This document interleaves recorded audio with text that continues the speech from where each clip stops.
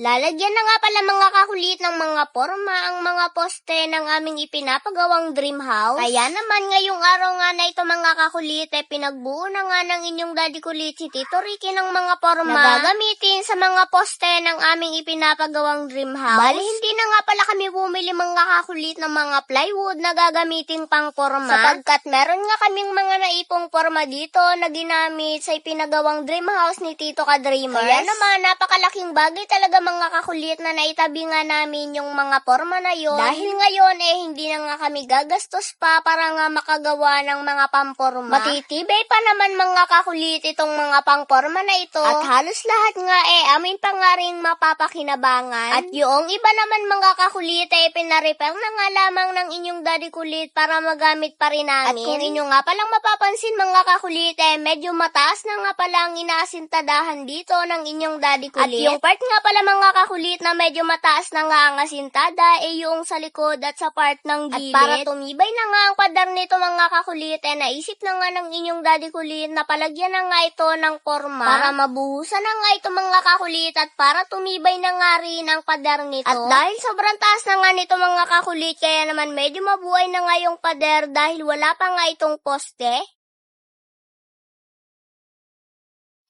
At bali ang uunahin nga pala nilang lagyan ng forma mga kakulit yung part ng poste na mataas na nga ang asintada. Sobrang nakakatuwa nga mga kakulit dahil habang tumatagal nakikita ko na nga ang magiging itsura nitong aming ipinapagawang dream house. At habang pinagmamasdan ko nga mga kakulit itong aming ipinapagawang dream house sobrang napakasarap sa pakiramdam at parang araw-araw gusto ko nga siyang nakikita. Sino ba namang tao ang hindi matutuwa mga kakulit na yung pinakamalaking pinapangarap mo sa buhay unti-unti nang natutupad. At yung dating pinapangarap mo lamang at minamanifest mo lamang ngayon araw-araw mo na nga siyang napagmamasdan. Hindi pa man tapos pero ang mahalaga merong naumpisahan.